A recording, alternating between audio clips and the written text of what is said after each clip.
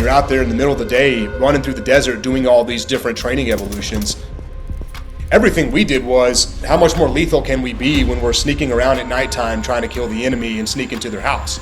I made some good calls. I made some calls that maybe weren't the best calls, but this is big boy rules, and everybody expects you to be sharp. What was the diciest thing that happened over that 11 months? Oh man.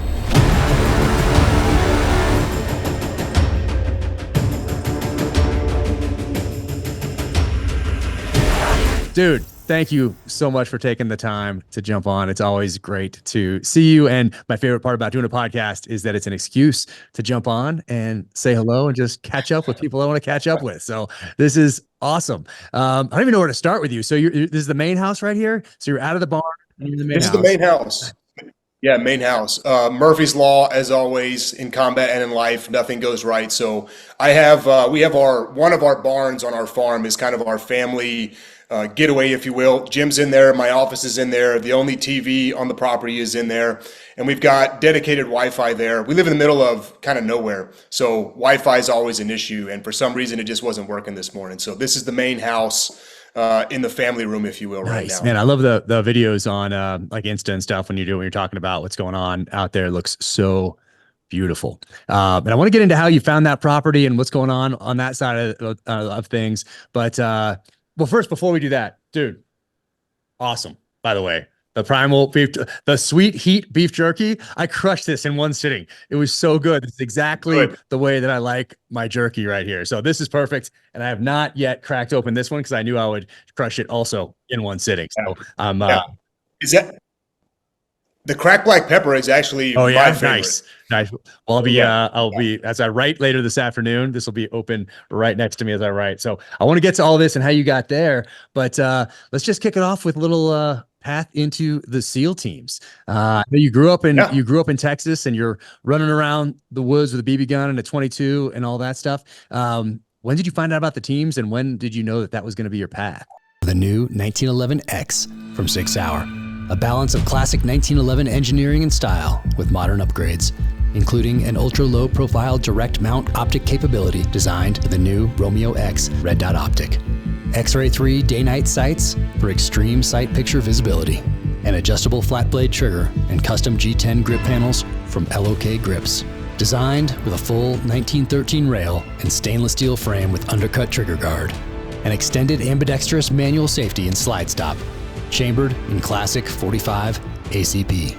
6 Hour 1911X. Classic design meets modern innovation. Introducing the new Jaccar BCM Mod 4 grip. Reduced angle for improved ergonomics and trigger control. New aggressive grip texture to maximize traction.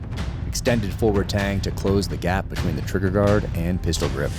High-rise beaver tail style backstrap. Open bottom to minimize weight. Includes mounting hardware for mil-spec lower receivers. Manufactured in the USA from high-quality impact-resistant polymers. Go to BravoCompanyUSA.com and get yours today.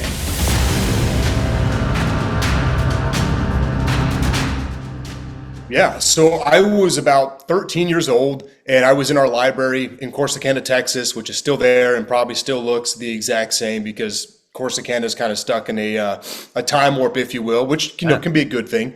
So I was in there, and I was in the military section, and I was looking through books, and I saw this cover of a book that had this guy that just looked like the baddest dude on the planet. He had bandana on, he had camo face paint all out, he was carrying a stoner around, and I was like, well, I'm going to check this book out. And it turned out to be a book about SEALs in Vietnam, and I devoured it, and it just kind of started me on this path of, after I read that book, I was like, well, this is apparently a legitimate career path that you can have.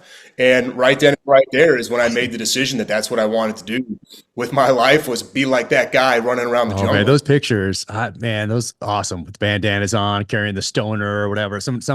I remember the videos that I used to get from there were a couple of them. I shouldn't say videos, even though it is more than one. There were probably like two that I could order from the back of Soldier of Fortune magazine back in the early 80s that had a little bit of, like, showed a little bit of the O course. They showed a little bit of training, and then they showed some footage from Vietnam, and they had these guys in the blue jeans. Some guys, they said barefoot, and then they showed these guys just rocking it with the stoners, and just the Stoner 63s just all fun. just cutting down that jungle like All time. I mean, I don't think you're ever going to have a period of time that's more, at least for people with a military mindset, like iconic than that for Americans. I mean, that image of, you know, the lone soldier, the lone SEAL, if you will, even though we know he was with the platoon was right there, but the lone SEAL in the jungle, just looking like every young boy wants to look when they grow up. Tiger stripes. You know, definitely. Yeah, tiger stripe. The guy had tiger stripe, face paint and everything. I mean, it was just everything that a young boy, the message that sent to a young boy was basically like, come join this unit. This is what you want to do. And it wasn't just us back then. There was already Nick Rose, 5 years to freedom, special forces guy, unfortunately got killed in the Philippines. I think it was in late 80s, but there was a couple of those. Of course, there was John Wayne's, the Green Berets had been out for a long time, but there was a few things here and there, but you kind of had to search them out. It wasn't just like going to get fed to you on an algorithm because those things didn't exist. Yes. And now, unfortunately, it's probably not feeding people, young boys between like 6th grade, 7th grade, it's probably not feeding them those sorts of things. Although it might be better if it did. But yeah, those pictures, those were awesome. I mean, same thing with me going to that library and just searching every book I could find that had anything to do with special operations at all. But those Vietnam pictures stood out. And those, I think they were Betamax tapes that I ordered from Soldier of Fortune. And then Gung Ho magazine was a spinoff, and they had 2 SEALs on the cover. Yeah. It was like a Soldier of Fortune spinoff, or I don't know how long that Gung Ho magazine was around, but I think it had guys, I have it in a box somewhere here, but they were coming out of the water, and I think they had like Mac 10s as they were coming out of the water. It was pretty sick. Standard awesome. issue. So yeah, that's the power of, you know, popular culture. Even like then you move into some movies like Rambo First Blood Part 2, and, you know, of course, First Blood, and there's a whole slew of Vietnam movies and Return to Vietnam movies back then that I think those were all good influences on me growing up. But you saw a fairly similar type of a journey where you saw those pictures, read some of those stories, and you're like, all right, I'm in. Yeah, that's it. And, you know, that I mean, it seems very simplistic, but that's all it was. Something about that just kind of called to me and spoke to me, and I was like, this is it. So from that day, even at that young age, making that decision, everything that I decided to do from that day forward was with the lens of, is this going to help me get into the SEAL teams, or at least earn my spot to try out? Or is this going to affect me negatively? And I looked at basically everything through that lens from there on out. Probably a good thing, kept me from making probably some very stupid decisions in high school and college, having that kind of straight and narrow. But back then, like you said, there wasn't a whole lot of information about special forces in general, in really any of the branches. So anything I could get my hands on, I was consuming, from books to, I found like a tape of Jody's that was apparently Navy SEAL Jody's, and I would listen to that thinking that was going to help me somehow. And it did. Nice. By the way, it did in buds. You know, there's always a couple instructors that want some Jody's sung, and because I knew them, because I had the tape, I think I prevented us from getting beat a couple of times because I was able to sing some Jody's while we were on like some C-130, C-130 rolling down the strip stuff. Rolling down the strip. Airborne Froggy. Isn't it? Airborne Froggy going to take a little trip? Going to take a little trip. Oh yeah. About that? Yeah, this particular one, they were heading to Russia at the time. So, you know, clearly in the 80s. No, I remember that too. I think I had that same thing, and I haven't thought about it in probably 20 plus years, 30 years probably, but I had that same, I don't even think it was a DVD. I think it was a tape or something, well before I went into the SEAL teams, just to listen to it. And then some of them were very similar to some of the ones that they had, they taught us or had somebody, you know, sing as we were running along there. But did growing up on a ranch in Texas, did that help what you're doing now? Like, or is it just like the open space part, or did you know what you were doing with cattle and horses and obviously the hard work? Or was the hard work for you growing up, was it like, hey, move that hay over here type thing? Like, how much were you into the actual operations of a working ranch? We were definitely into the opera. We were the labor pool of the working ranch, my sisters and I. Not that my parents didn't help out, obviously, but, you know, they had their day job. So it was kind of things that we all just did together. So our life was kind of coming home from school and whatever sport we were playing. When you got home, there was instantly stuff to be done, not just your homework and whatnot. You know, you had to take care of the horses. It was primarily a horse ranch for the majority of our life. Probably the only people around us that didn't have cattle, which now that I own cattle, comparing that to the experience of owning horses, I'm very much questioning why my parents chose horses because they are so much more work than cattle are. If your property's set up right, and you're running a grass-fed operation like we are, it's pretty easy to run cattle as long as you have a basic understanding of things, because they've been doing this for as long as cattle have been around. They move, they drink water, they eat, they graze. So there's some shifting them around from paddock to paddock to make sure that they don't overgraze the soil. But really, they kind of do what they are engineered to do. So the horses were, very hands-on.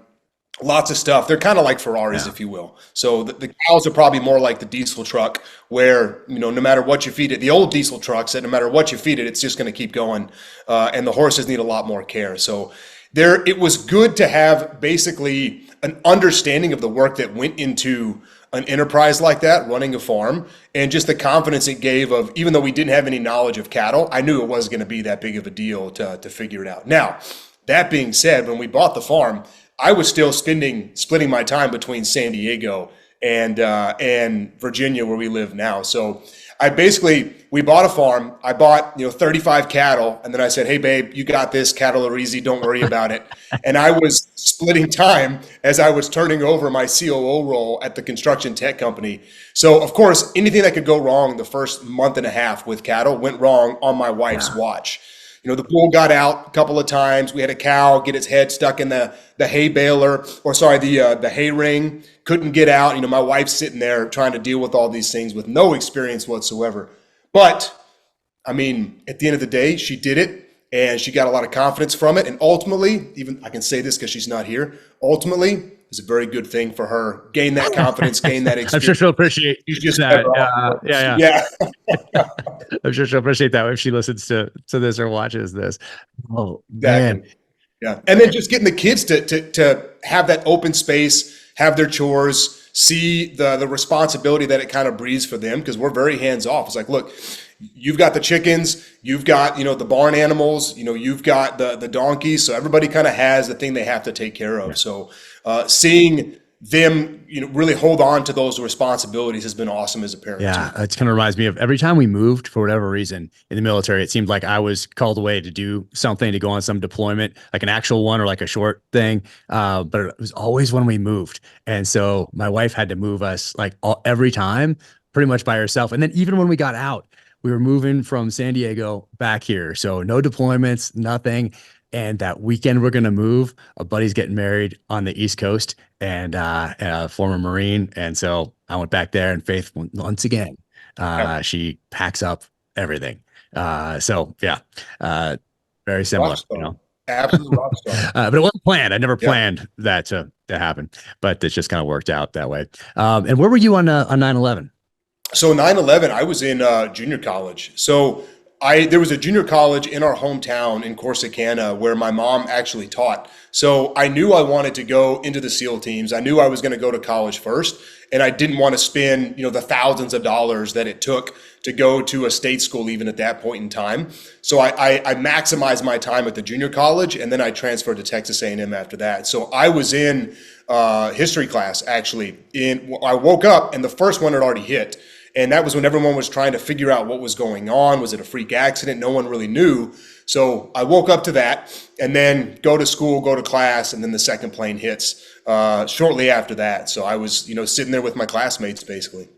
And then you have a little more time at that college, and then you go to A&M. And at this point, are you just training up for the teams because you know where you're going? Yeah, exactly. Running, swimming, calisthenics, all those different things. And I chose A&M. There's a group of guys in the Corps of Cadets. I was not in the Corps of Cadets, but there's a small outfit in the Corps that is basically tries to be a pipeline for guys that want to go into the SEAL teams to get a spot to go to BUDS, to selection. So you're around a group of other guys. There's some military folk that work at the Corps that try to help funnel you into that pipeline through the recruiting process and all of those things. But I went and started, trying out for that group and then working out with them. And I thought I was in good shape before I went down there because I was kind of working out by myself. And again, Corsicana is a small town, so I was probably one of the most in shape people in that town at the time. And then you move to A&M, which is a college of 50,000 people. And the first run that we went on with these guys, we would meet every morning at 5:15, and we would go on some type of hour and a half to 2 hour PT, run, swim, calisthenics, a blend of all that stuff. And the first day that we went, I thought they were joking at the pace they took off. I thought they were like harassing the new guys, sure, whatever. They took off basically what I thought was my full sprint.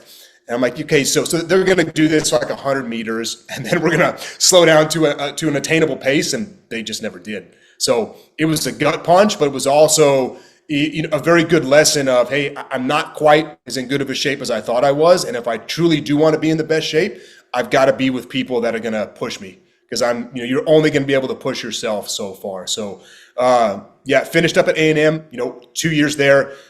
With those guys the entire time. And I was in phenomenal shape when I graduated, and was expecting to go right from A&M to the Navy, because I got selected my senior year. Talk about that a little bit right there, because you're coming through at a very competitive time. And it's probably still competitive today, but I think it started to get really competitive about 2000, 2001, like that time frame where people are really competing for these slots, and there's not that many for officers. And you didn't do the Corps of Cadets. So what was it like to get selected? Like, was that odd to get selected from?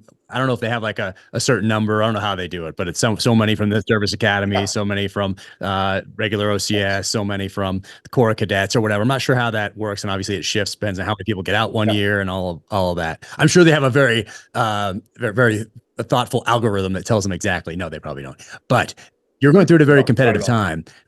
So why did you think you got selected over the people that were in the Corps of Cadets, that were military from all the way through? How did that work out? Yeah, so you kind of hit the nail on the head there. So the Naval Academy has so many spots, and they'll say we're going to dedicate, and they always get the most. By far they get the most, and it'll say we're going to say 40 people from the Naval Academy will get selected to go to BUDS. And then the OCS programs, they dedicate a certain number to them, and they're the second highest, because there's lots of OCS programs throughout the country. And they'll say, Naval Academy is probably actually closer to 60 or 80. The OCS, or sorry, the ROTC programs are probably around like 40. And then the Officer Candidate School, which is people outside of both of those systems, so just normal people that graduated to college and wanted to do it, that's the boat I was in. They get the smallest number of spots. So you're competing against everybody, but you're competing against everybody specifically for me that wants to go to Officer Candidate School. So there was no interview. I didn't sit down with any SEALs. I didn't sit down with any people from the military. It was basically just who you are on paper. What are your physical scores? What are your grades? What other things have you done to kind of bolster your package, if you will, to show them that you really want to do this? So things that I could do outside of the physical stuff. I took a NOLS course, got my wilderness EMT certification, because I thought that would show a little bit more than maybe some of the other people that I was competing against. But I really think it comes down to just, at least then, it's changed now. Now there's interview processes and all those things, but it really came down to, here's a snapshot of your physical scores, and here's a snapshot of your grades. And it's kind of just based off of that. Wow. So and I've known you for 14 years now, I think. And you've always been in crazy shape. So those PT scores were probably, and so it probably helped. So you weren't competing against the ROTC people. You were competing against the OCS people. Yep, just against the OCS people, which I think, definitely helps for sure when you have a narrower pool. But, I'm competing against anybody outside of those systems that wants to go. And I don't know the number, but I'm sure it's hundreds and hundreds of people a year that I was competing against. And, it was an interesting process because I never talked to anybody. So it was basically just submit your paperwork, and then we'll let you know in the mail, by the way, if you got picked up. That is wild that it was like that. I mean, it's like you said, it's evolved since. And so you'll sit down with someone. And so hopefully whoever sits down, this interviewer, would be able to say, oh, this person has amazing PT scores and is as all A's or whatever. But wow, they seem like a psycho, or they seem like a crazy person, and to the side. But that didn't exist back then. It did not. I took part in that. So when I think you and I overlapped at BUDS when we were working there by a year or so. When I was there, we started the officer selection program, the new officer selection program. So I don't know if you remember Mike Sanders from our new guy tour. He was a new guy with me in Alpha Platoon, super squared away, JO. He kind of took lead on it, but now anyone that wants to go to BUDS from the officer side has to report to Naval Special Warfare Basic Training Command, and we put them through a 2-week course. Lots of physical stuff, lots of things that we're assessing them on that they have no idea we're assessing them on. We're putting them in lots of crazy environments, and to them it's compete, win, but really we're looking at that and we're looking at other things. But then there's a big interview process, and the interview really makes or breaks people. So we've corrected some of those deficiencies, I think. Yeah, no more. Is there mini buds that still exist, or is this the more? No, this is kind of the next evolution of mini buds. My understanding of mini buds was it could never really help you, but it could definitely hurt you if you didn't do very well, which I always thought was hilarious. If you don't do well, your name sticks around, but if you do very well, people don't genuinely care. Yeah, you like kind of passed mini buds. So the problem. This is how you didn't quit during mini buds. Yeah, like congratulations, you didn't suck at mini buds, whatever. You're one of 70 people that didn't suck. But now it's a very formulated pipeline, and it works. We went from not having enough officers on paper at one point of our time to now, when I was getting out, too many. Too many, not meaning not qualified. Too many meaning, I was very fortunate. I went from working for you as a troop commander and Mike as a platoon commander. I went right from my squad commander tour to my platoon commander tour. Most guys go squad commander, then they go one disassociated tour, and then they come back to their platoon commander tour. Well, this new selection process works so well. And what I mean by that is officers that we selected weren't quitting in BUDS. So they were passing at much higher rates, more officers in the community. So now I had guys that I put through BUDS when I was running third phase that did their squad commander tour, 3 disassociated tours before they were up for a platoon commander tour. And I also had a lot of really squared away guys that I put through third phase that did not stick around for their platoon commander tour because they didn't want to do all these ridiculous disassociated tours. So we fixed it, but classic military, we made a new problem when we fixed the old problem. Oh, typical. Yeah. For people listening, a disassociated tour, like you could go to a staff job somewhere and essentially sit behind a desk when you're expecting to lead guys into Iraq and Afghanistan as a young officer, junior officer, which is not a great place to be if you're a hard charging junior officer watching everybody else go off to Iraq and Afghanistan. That's just brutal. So you probably lose probably lost a lot of good guys right there. They're just like, okay. Yeah. Lots of talented guys. Like maybe one, they'll put up with one, maybe if it's like the system and it's kind of they're inoculated to it ahead of time. Like, hey, you're going to have to do this and you're expecting it to have to do that. Maybe, I mean, you had a good run. I want to talk to you about that. But if you're not expecting that and you're expecting to go squad commander, maybe 2, and then into a platoon commander spot, and you're just want to keep crushing and be operating at the tactical level. And that's what you're expecting because you read the Vietnam books or whatever else and read the Soldier of Fortunes. And then they're like, hey, you're going to go sit in Germany for a little bit. And you're kind of like, wait, Germany? Is it 1944? Like, is this is this the time to be in Germany? Oh, it's not. It's 2008, 9, 10, 11, 12. What am I doing there? Yeah. So, yeah. Oh, that's just. And then compound that with towards the end of my career. So my last tour when I was a troop commander, we had basically the last good deployment in Iraq against ISIS in Mosul. After that, when this problem was really coming to a head, there really was no quote unquote good deployment. So now not only do you have to sit and do 2 to 3 disassociated tours, now you see that your platoon commander tour is not going to be in Iraq. It's not going to be in Afghanistan. It might be doing good things other places in the world, but it's not going to be kinetic. It's going to be very much preparation of the environment, intelligence building, all those different things that are important, but it's not the same. So now the carrot is not even there for them anymore. So, top that off with, when I got out, our Commodore, who you know really well, great guy, told me, the problem that our community faces now is when officers came in 20 to 30 years ago, like people didn't really understand the value of people in that community on the outside world. So what were the opportunities for people on the outside?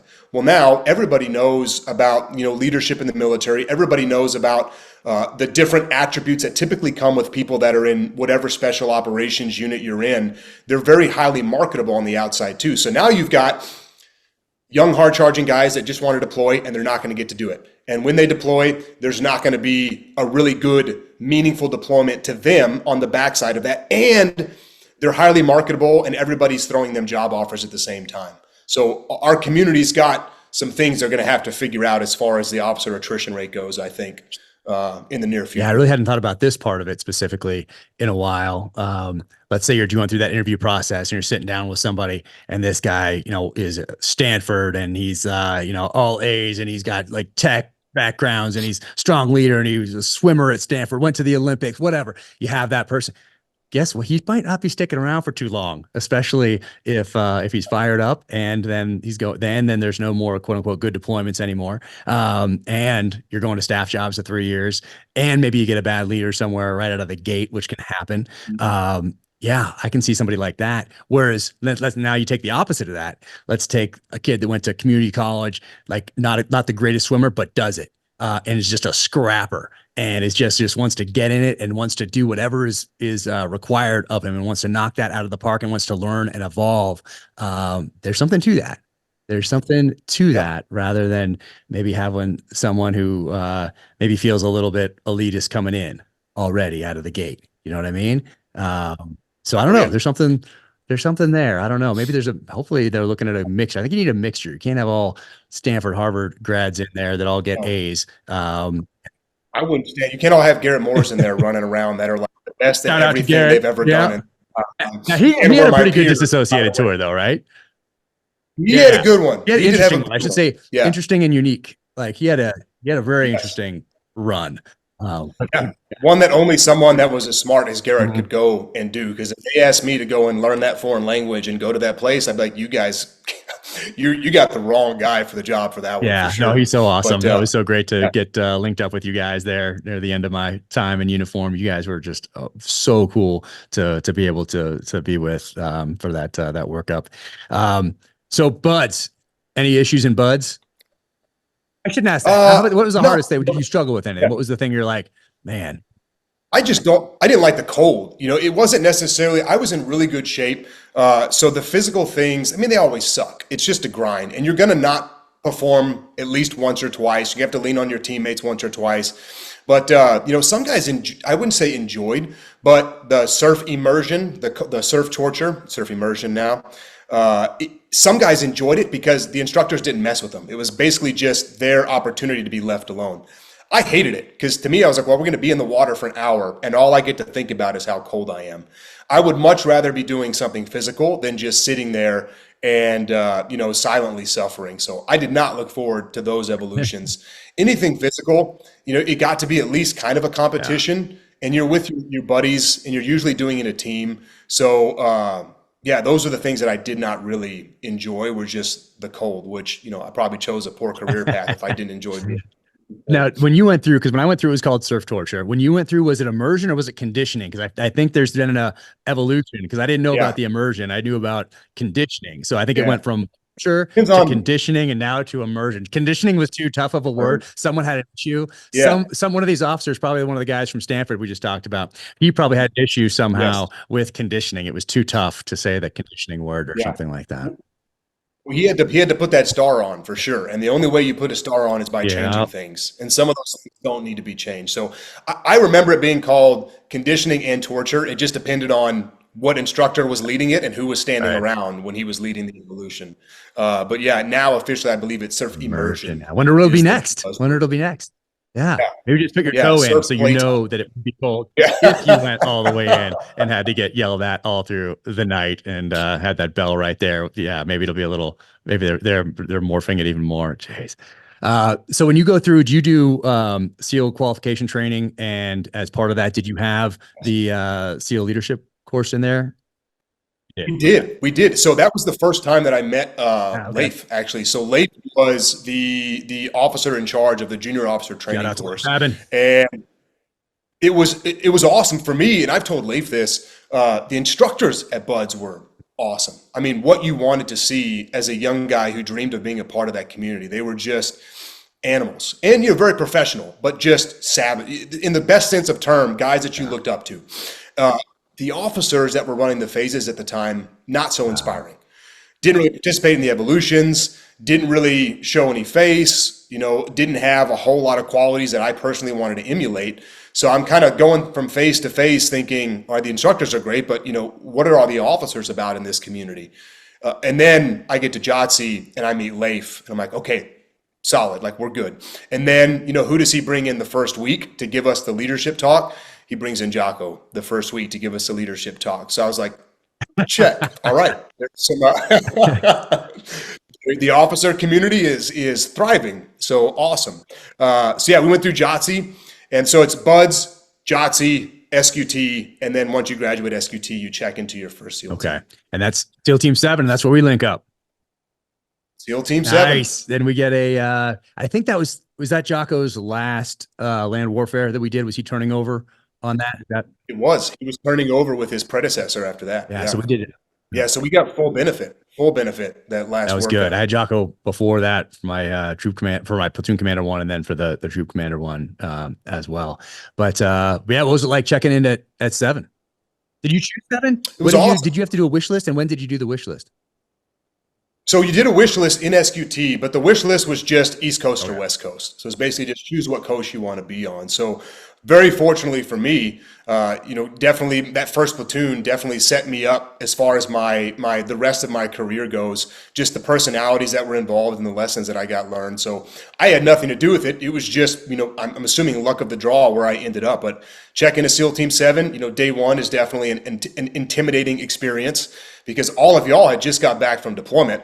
So, we're watching these guys walk around that, we wanted to join their ranks. And, at least for me, I idolized, everyone that I saw in the hallway. So it was intimidating. But, day one, Master Chief sat us down, basically gave us the rules of the road, which I thought was great. And then day two, they brought in all of y'all and basically told us whose platoons you were all going into. And, that started that whirlwind tour from there. Man, what was our first, where did we go first? Did we do a land warfare first? Warfare, where you should start. I think that's a good way to go. It is the absolute best place to start is land warfare. We started at land warfare. 2 out of my 3 deployments, our training cycle, we started with land warfare, which is the absolute best way to start. I think for whatever reason, and for those listening, there's different troops, and so somebody starts at land warfare. That means there's, let's say, 2 others that can't do that because it's already full, and so they start with close quarter combat or whatever, and then you rotate. But yeah, I think almost all of mine started with land warfare. One of them maybe didn't, but definitely beneficial to start there, work out the SOPs. That's where you're going to really get to know everybody, especially when you're tired and doing the full mission profile stuff. And so I think it's beneficial to start with that one. So we kicked it off out at Nyland. Oh yeah. Yeah. Yeah. What do you remember about that? To this day, and when I was running the training command later on, I never missed an FTX for either SALC or land warfare, but the place that I spent the most as the officer in charge of training was land warfare, because it's just a special place in my heart, but also I really do, like you said, it's where all the SOPs are formulated. It's where you get to see who is who. You get to see it's kind of where reputations are built, I think, at least on the West Coast. So what I remember from it is just, one, getting to perform as a platoon was so much fun. Getting to kind of operate in this unit and do all these things that I always thought we were going to do. It was kind of like achieving the goal, basically, if you will, of, this is exactly what I thought it was going to be, only 12 times harder than I thought it was going to be. So, BUDS was hard, but there's no doubt that there were times at land warfare that I was as exhausted, if not more exhausted, than I ever was going through the selection pipeline. And I just remember, we went through the summer. All of my land warfares were summer, by the way. And, Nyland, California, it's 115 degrees, 120 degrees some days. And you're out there in the middle of the day running through the desert doing all these different training evolutions.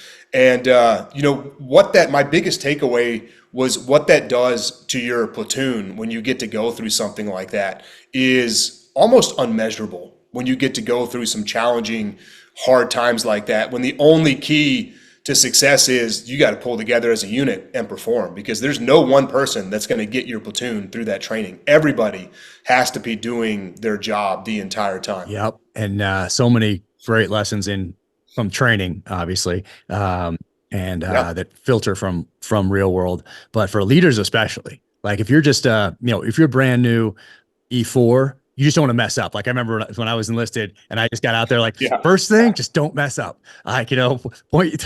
And that was before we had some guy walking around with an iPad, hitting the button and having those different targets pop up. And you can see, I think you could see like muzzle flash on some of them or something like that. And then they could put them down and put these other ones up. And now you're caught in an L ambush. And before you were just walking around at night and you obviously saw silhouette targets right here, like to your left. And you knew like any given moment, someone was going to throw like the flash crash or the popper or out there and you're going to contact left and just do your thing. But a little different on the officer side of the house, but I'm glad that I got to just be a gun in the fight back in the day. And then as an officer, got to go through it again, right about the time that we were evolving a little slowly into that individual movement technique and all the rest of it, because it was all based, obviously, as you know, on Vietnam tactics from back in the day up until really September 11th. And then we started to evolve. We did it a little slower. East Coast got a little bit ahead of the West Coast. And so I got to do some of that individual movement technique a couple of years before it came out to the West Coast. So when they were introducing it to the West Coast, I had already done that and very comfortable with people not being on a line in training, when in real life, obviously you're not just going to fall down in line and not crawl to the rock that's like 3 feet to your right a little bit forward to get behind some cover. But back in the day, you would just be there online, more about safety, but still that volume of fire, just like Vietnam, and then, make the call and move on from there. But for leaders in particular, like great for new guys, like don't mess up, do my thing. But for leaders, you have to not mess up. Like you have to do a lot more than just not mess up for leaders, especially for a brand new leader thrown in there, squad commander, when everybody's like looking at you to make a call, platoon commander looking at you to make a call, and being able to pull yourself out of that fight, as look around, evaluate the situation, take a breath, look around, make a call. Obviously, as Jocko passed along to us, which is great advice, not just for being in Highland, California, in the middle of the night in a simulated firefight, but for life in general. But what was that like when you had to make those decisions out there for the first time? People are looking at you to make those calls. I was excited about it. And that's not coming from a place of ego or anything like that. Like this is all I ever wanted to do with my life was this. But the main reason I was excited about it is I was given the opportunity to do that by my leadership of the platoon, by my platoon commander and my platoon chief, who you both know them very well. And they're both just, top tier individuals. My platoon chief, who, by the way, and this, has one of the, if not the best reputations in the SEAL teams, let me make calls that he did not have to let me make. As the platoon chief, he absolutely could have made those calls himself. But because we were in the same squad together and he cared about mentoring and he cared about developing his junior officers, he let me make the call. And, I made some good calls. I made some calls that maybe weren't the best calls. And it was never, you're an idiot. It was never, you're the worst. It was always just, let's talk, let's debrief. What can we do better in the future going forward? So there was always the pressure to make the right call, because you want to do the right thing for your guys. You want to get them, even though it's training, you want to get them out of that kill zone. You want to do the right things to show them that if it ever happened in real life, you're capable of making the right call. But I loved every second of that land warfare. And a big piece of it was I was really given the opportunity by my leadership to grow and develop in ways that talking to some of my peers at SEAL Team 7 in different platoons were not given. And there's absolutely that set me up for success. My next tour, when I was a platoon commander, I'd already got to make those calls. So it wasn't the first time I was having to do those things. I'd already gotten to experience those things because I had leaders that genuinely cared about my development. And Rob, my other squad commander, with me, his development as well. Yeah, and you had a dynamic deployment that I want to ask you about. Do you remember from the beginning where they told us we were going? Well, it was all ping-pong and all over the place. First, it was Iraq. And then it was, no, we're going to the crisis response element.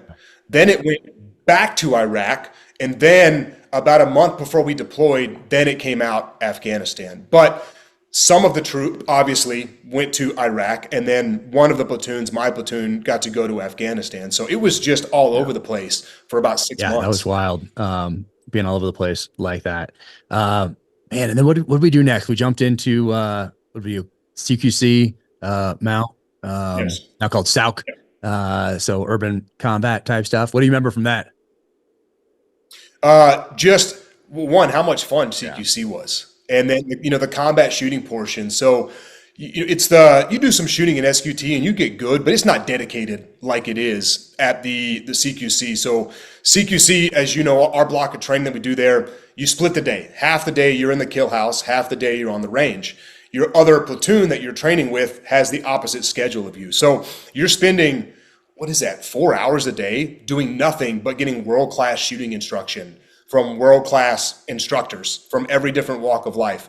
And then you're going into the kill house and you're practicing these clearance and movement drills inside of the kill house and all these really challenging and dynamic environments. So it was just amazing. I mean, by the time you get out, shooting is a perishable skill.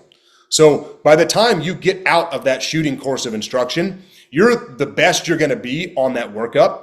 Because the next block of training, I think we went through MAROPS. There's not a lot of shooting going on in MAROPS, underwater, surprise, surprise. So, you're sharp, you're super sharp, and then you start to diminish a little bit. So it was another good lesson to me that, just because I have the ability to reach this level in all of these different skill sets, diving, jumping, land warfare, that doesn't mean I'm going to stay here if I don't work at it. The second I stop working at it, this is what starts to happen. I start to slowly kind of lose that edge a little bit. So it was another good lesson learned of, hey, yes, they're going to provide a lot of training opportunities for us, but this is big boy rules and everybody expects you to be sharp. So you've got to be willing to go and put in your time at the range, even during some of those training blocks where maybe the range is not the primary focus. Because if you're not doing those things and you're not revisiting those things, by the time you get to deployment, it could have been 6-7 months since your last dedicated combat shooting block of training.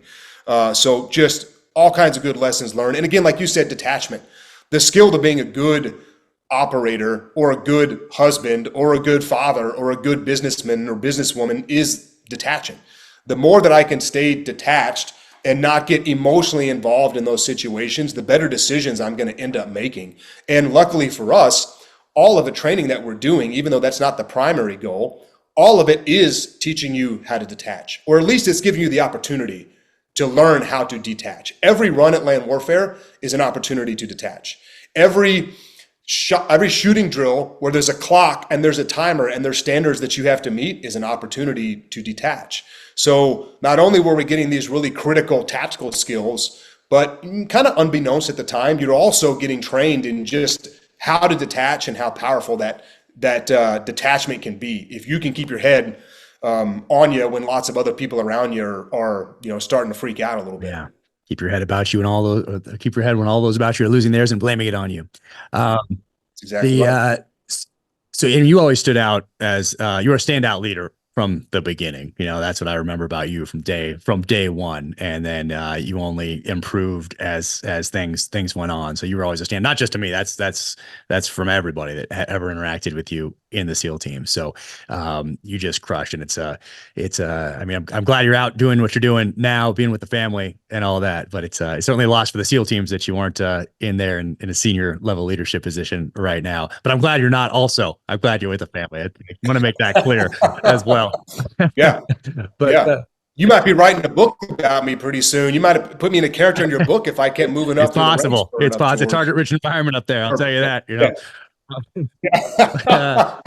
So for us, we were bouncing around, didn't know where we were going to go exactly, or we thought we did. Then it switched, and it's kind of how it goes. It wasn't the first time that happened to me in my time in the teams, but I forget when VSO came back on the radar. Not too long before deployment, a couple months, 3 months tops, whatever that was. But we started hearing that, okay, we're going to get back in Afghanistan. We're going to be doing this village stability operation mission type thing. And I forget when they split us up. I forget if it was, because for a while there, I remember I thought I might be going to Afghanistan, and then it wasn't. Then now I'm in Iraq. But eventually they split us up. And obviously when we actually flew away, we knew where we were going, but it wasn't maybe till the last month that we were like, sure. And maybe even less than that. I don't remember exactly, but you guys ended up going to Afghanistan. So when do you remember getting that word? And then do you remember if anything shifted as far as training? Like, did we do a little, did we bring some people in? Maybe we brought David Kilcullen in to talk about just to give like a little bit of a baseline is what's happening in Afghanistan. Because primarily we've been focused on Iraq for most of deployment, most of workup, but do you remember what that was like, finding out you're going to Afghanistan and then getting ready to move out? Yeah. So, we found out we were going back to Afghanistan, and then found out the mission that we were going to be doing is this mission set called Village Stability Operations, which was very new to all of Afghanistan at that time. So there had been some ODAs, some special forces units that had been doing that mission for probably about a year, but there was no SEAL teams that had done it. And it was still a very new mission set just in general for SOF forces for that campaign for Afghanistan. Now, do ODAs, do SF, is that kind of what they trained to do? Yeah, in a semblance, that's what they trained to do. So it wasn't necessarily outside of their scope, but it was the first time since really Vietnam that they were asked to do that mission in a theater of war. So for us as SEAL teams, like that, we didn't focus anything in those different skill sets that were needed for village stability operations, where you're going to be embedded in a village and your expectation is train up the local villagers to be able to be their own security presence to keep the bad guys at bay, basically.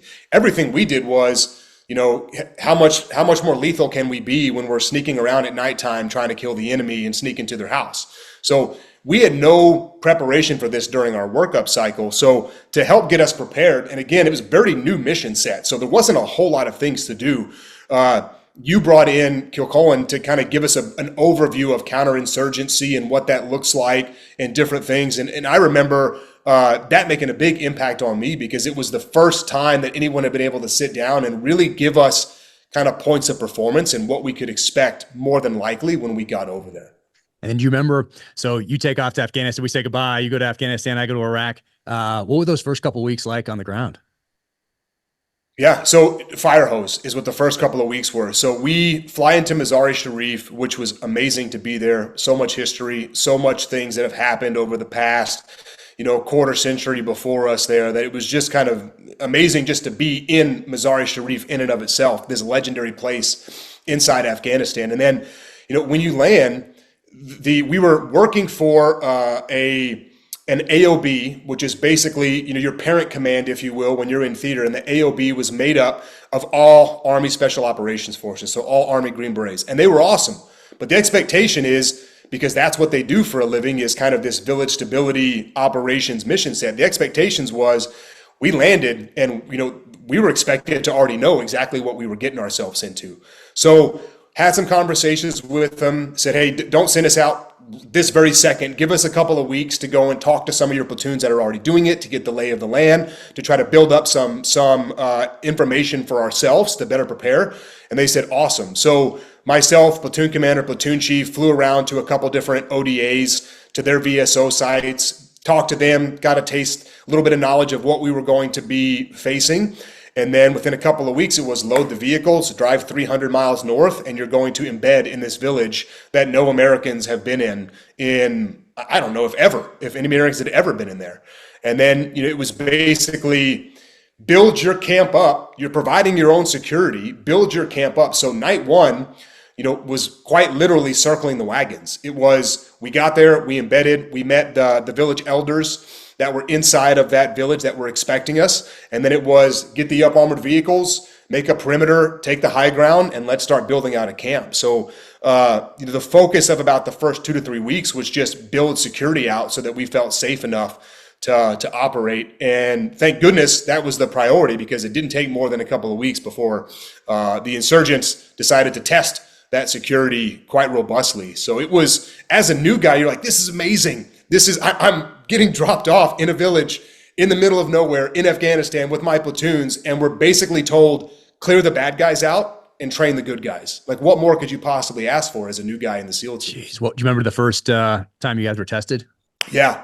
So, tell you the first time we were tested, but it was very quick and it was over very fast, was I was running a resupply to the next American base, which was about 40 miles through the mountains up the road. And my vehicle was the third in the convoy.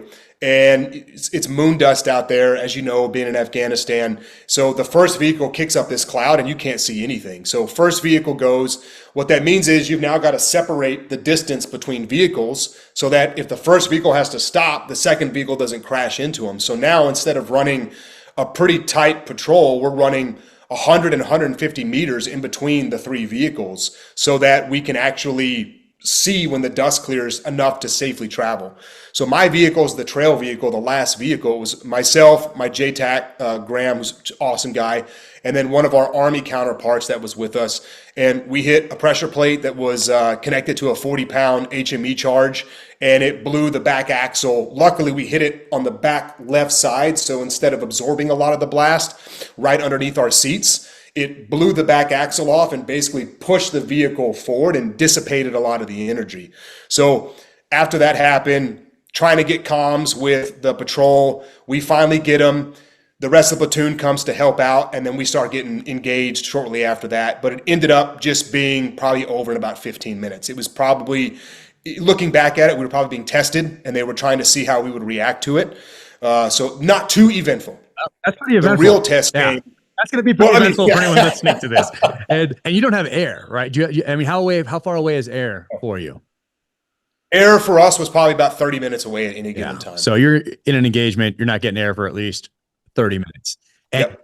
And that's if you can get it. That's if you can get it. There's lots of other units that are operating, and if they call a troops in contact, which means they're getting shot at, all the air is going to support them, and I'm probably not getting anything. So 30 minutes, best case scenario. Oh man.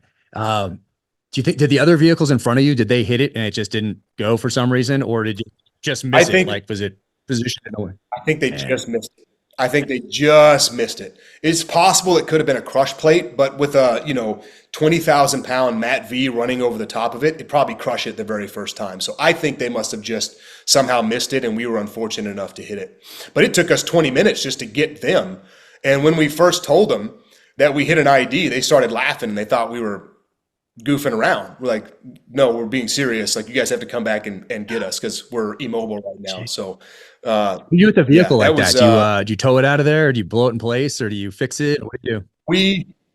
We had a recovery team come in from one of the big bases, and they had to recover it. But, it was left there for a couple of days, and we took everything sensitive out of it, obviously. We had eyes on it as much as we could. We had our Aqua Puma, the great Aqua Puma, which is your own little, UAS system. So we were looking at it and making sure nothing was happening to it. But it took, I believe, a day or two before the crew could get out there to actually do a recovery on it. How about your base getting hit? Yeah, so the base getting hit, I want to say, was 2 weeks into us embedding. And it just, at first was a little bit surreal because it just started, middle of the day, broad daylight, and it just started. And all of a sudden, rocket rounds, mortar rounds, and PKM fire started coming in. So to give a little lay of the land, the village is, kind of here, and we're surrounded by a couple of high points. So we had observation posts on top of the high points with all the heavy weapon systems. So high points for us. The village is here where our base is. And then there's a very big dry wadi, probably 400 meters. And then a bunch of mountains on the other side of that. And they were on the back side of the mountains, launching the attack from the back side of the mountain. So phase one of the attack was probably soften the target with a bunch of small arms fire and standoff weapon systems. And then I would assume phase two would be, once they've done as much damage as they wanted to start clearing through the wadi, clear through the village, try to take care of us, but then also terrorize the village and let them know in no uncertain terms it's unacceptable to work with the Americans, which would mean a lot of people in that village were going to die. So when it started happening, it was just very abrupt. And the thing that sticks out to me to this day is just the aggressive mindset of our platoon chief, who did not even hesitate for a second. He just said, get in the vehicles, we're going to those mountains, we're going to push them off the top of the mountains. And I remember thinking, did you even think this through? Like, how on earth do you have the answer like that? And obviously he had thought this through. He had probably played this scenario through his head 1,000 times being there, because he's tactically in charge of the unit and he's just a great leader. So the unfortunate thing for yours truly was our platoon commander was at a KLE with another key village. Leader engagement, and he was listening.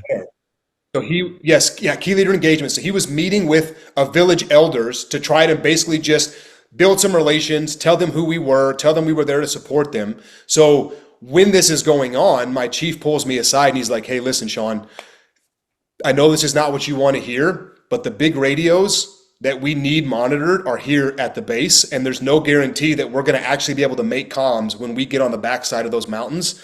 I need you to stay here and make sure that you can run things from these radios and make sure that higher headquarters gets us what we need, and they know what's going on and can support. And obviously kind of crushing to me because I wanted nothing more than to load the vehicles up with the boys. But, it's my job. So I stayed there. I helped coordinate the base defense. And really, it ended up being a pretty good time for us because we had the standoff weapon systems at the OP. So our guys were just crushing their positions with laser guided grenades, with 50 cal, with mortars, with Carl Gustav rounds. And at that time, as they're hammering these positions, Chief leads the rest of the platoon to the base of the mountain, and he pops up in a flanking position, which is 1,000% not what the insurgents thought was going to happen. They thought they were going to just sit up there and soften the target until they chose to make a move. And then lo and behold, not only are they getting, a pretty overwhelming volley of fire from the base positions, but now all of a sudden they just got flanked, and there's, 20 frogmen that are just raining PKM RPG, 7.62 rounds and Carl Gustav on top of them. And it pushed them off of the high ground, and it made them go basically on the backside of the mountain into a vineyard and take up positions inside of the vineyard because they were just getting hammered. So then our guys had freedom to move and take over the entire upper part of that mountain range system. And by that time, overhead air had checked on Bone 2-0 and Bone 2-1, which were B-1 bombers. And, they locked on to their positions. And in one drop, they dropped 2 2,000 pounders and 5 500 pounders. And the firefight was over as soon as they did that. Wow, that's pretty serious. And there's no vineyard left. No vineyard left. Sorry for the harvest that was supposed to happen. No vineyard left. My favorite part of that is I was talking to Bone as well from the base, and I was like, hey, they were telling what they were going to drop, and I'm thinking, that's a lot of ordnance. I don't know how long this is going to go on. Let's make sure we have more on board. And the guy I was talking to just laughed. And he's like, this is not even scratching the surface of what we have on board. I was like, check. Good to know. So whole thing was probably about 4 hours. And then just like that, as soon as they released the ordnance, it was over with. What was it like working with the villagers, local population? How suspicious were you of them and they of you, and what different dynamics are at play, and how do you even figure out what's going on as far as their relationship with those outside forces? And what was that dynamic like? Yeah. Luckily for us, the special operations guys, the Green Berets, had done a pretty good job of prepping the environment, and they had already built out key relationships in that area in preparation for the embed. So we basically took over those relationships. So I think we felt about as comfortable as you could with the relationships in that village. As you could, meaning you're never super comfortable. You never know, not because they're horrible people, but if someone comes to your house in the middle of the night and says, you're going to lob a grenade at your next training session with these Americans, because if you don't, I'm going to execute your family, that's a tough spot to be in. So we trusted them, but we only trusted them to a certain point. We never let our security down. Our posture was always very hard. We were very polite with them. We were very respectful with them. We had good relationships with them. But at the end of the day, there were never any chinks in the armor. And I genuinely think that prevented us from ever having an inside attack during that 11 months, because we never presented anywhere for anyone to possibly think they could maneuver and conduct some type of inside attack. So we built really good relationships with him. Obviously, as you're going and expanding your bubble and you're reaching different villages, it's a different scenario. You're building those relationships all over again. You're very much more aware that you don't already have the background scrubbing that you had on these initial sort of villagers. But, we left there, and there was a lot of people that were there with us for 11 months that we really respected. And I mean, looking back at how it all ended, frustration, anger, rage, because I know what happened to those guys. I know what happened to their families for the risk that they took for supporting us. And I know what happened the second that we pulled out, when that security bubble wasn't there for them. It wasn't a good thing. So getting to build relationships with them was amazing. And I would count a lot of those guys as, lifelong friends, even though we haven't talked since we left Afghanistan. There's no real means of communication, but you can't spend 11 months with people like that, going to these different firefights and not build a certain level of mutual respect for each other. And then just to see how it all ended up was one of the most disgusting things I've ever experienced. Yeah. And you said 11 months. So people that are familiar with Navy deployments, naval special warfare deployments, about 6 months ish, give or take. And I forget, you guys left early and stayed late. Is that right? If my memory serves? Yeah. Because you had to get everybody Yeah. on And to that some was, sort of a schedule. And then after you, then it jumps back to 6-ish. Right? yeah. Yeah, so they wanted to synchronize the East Coast and West Coast platoons to all be on a standardized 6-month rotation so that Team 10, Team 7 always deployed with each other.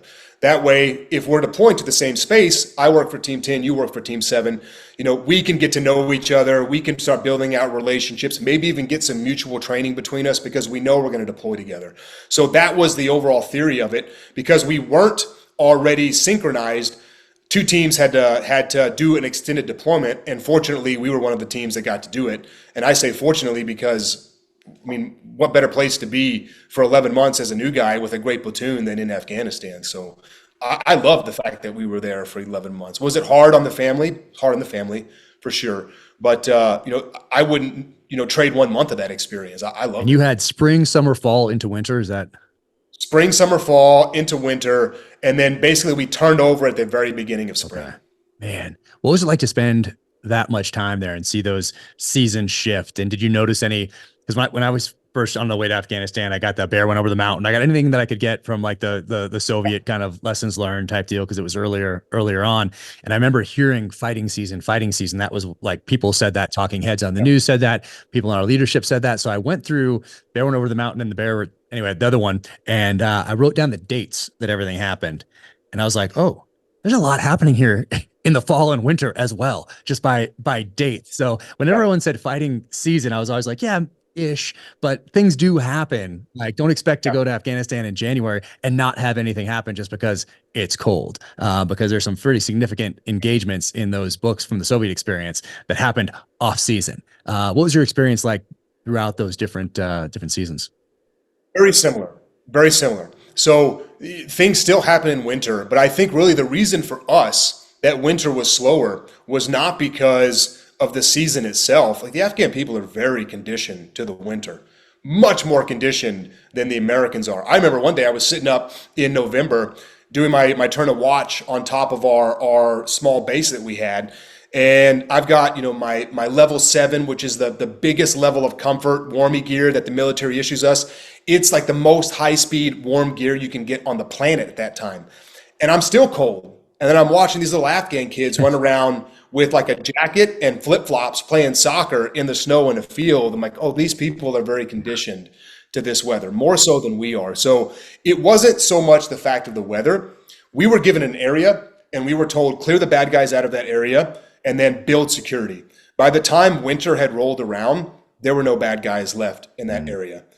We had either killed them or we had pushed them out to the neighboring areas that were no longer in our purview. So, by that time, come winter time, things slowed down, but they didn't stop. What became a lot more apparent to us was they knew they weren't taking the territory back by force.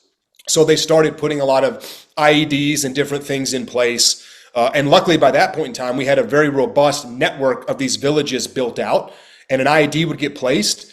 And thank goodness, before anybody could step on it or activate it, they would come and tell us, and we'd get a chance to go and take care of it because we had done our job building those networks and those relationships out. But you're right. There's a season, but it's a season-ish. Man, do you ever roll unilaterally on something? Did you have like time sensitive targets that would come in, threat to U.S. forces, and you guys could just roll out all SEALs and just crush it? Or did you always have to have a partner force type element? Or what was that like? And then what was it like getting that kind of information, like the intel networks that kind of like what the guys did in Vietnam also, but building out those intel networks? But could you roll unilaterally?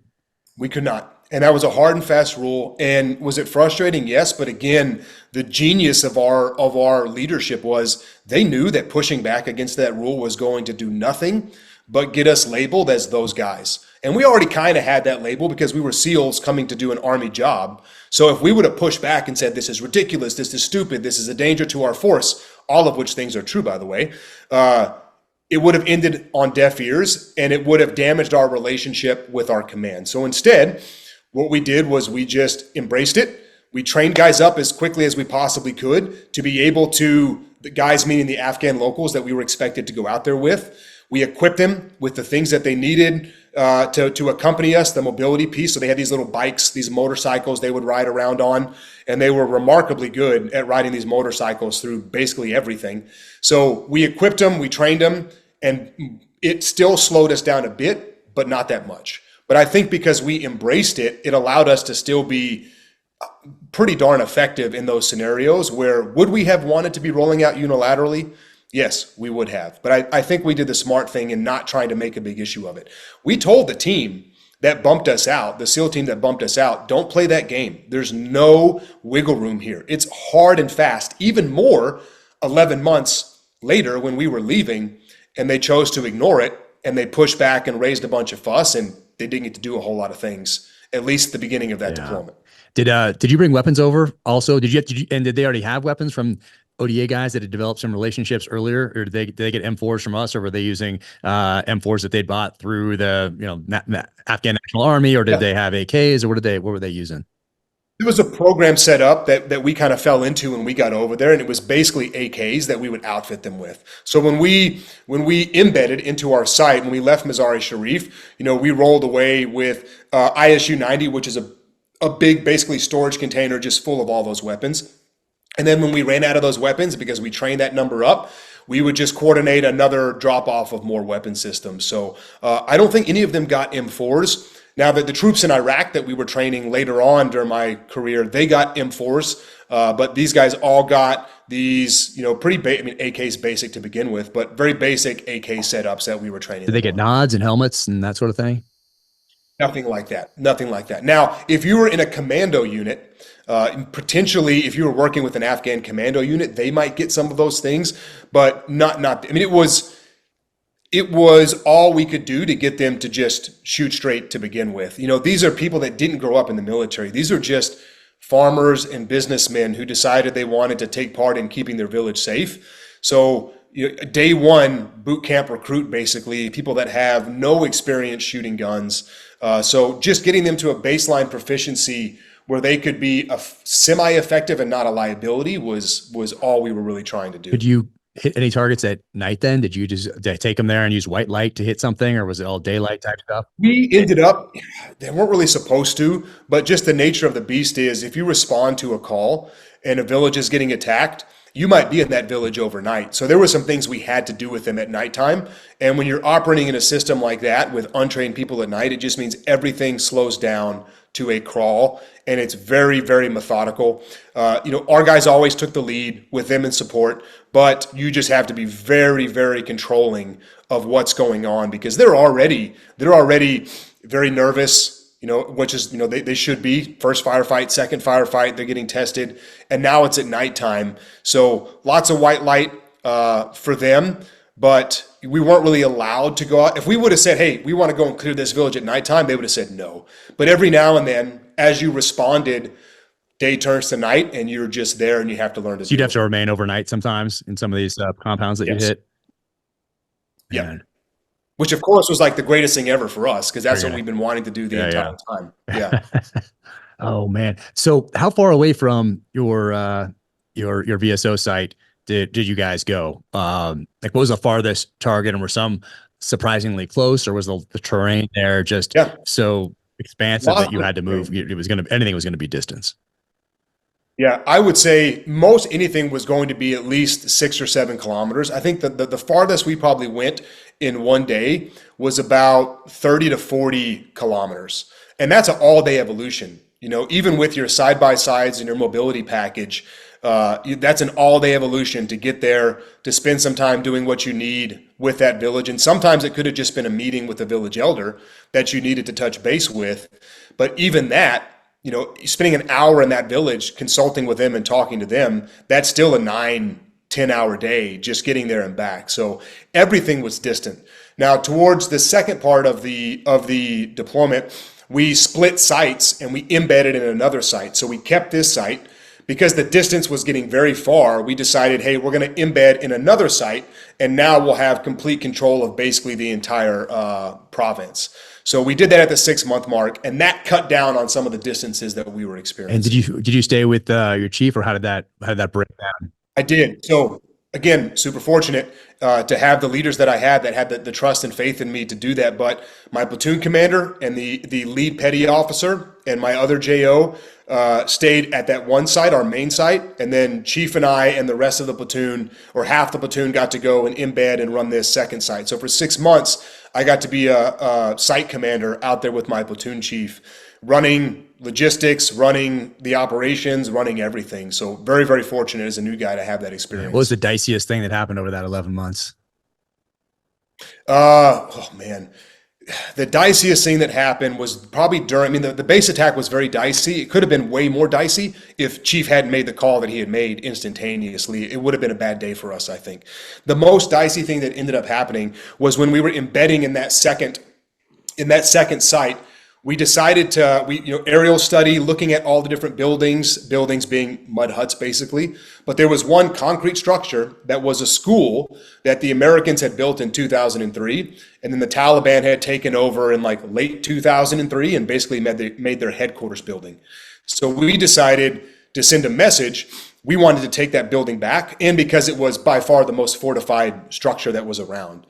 So we cleared through that village with some Afghani commandos and their army counterparts that were running them. So we had this big movement to this village, a big overnight clearance operation through this village.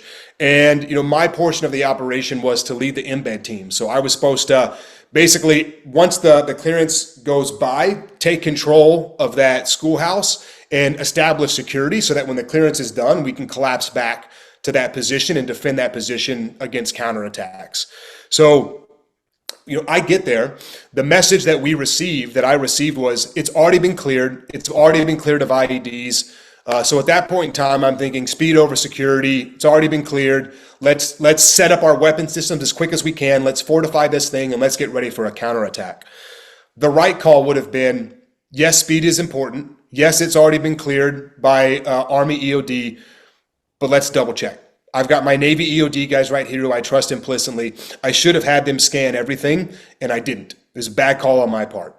So as we're embedding, we park basically in probably used to be a playground, I would imagine. It's a big open space in front of the school. And we start offloading.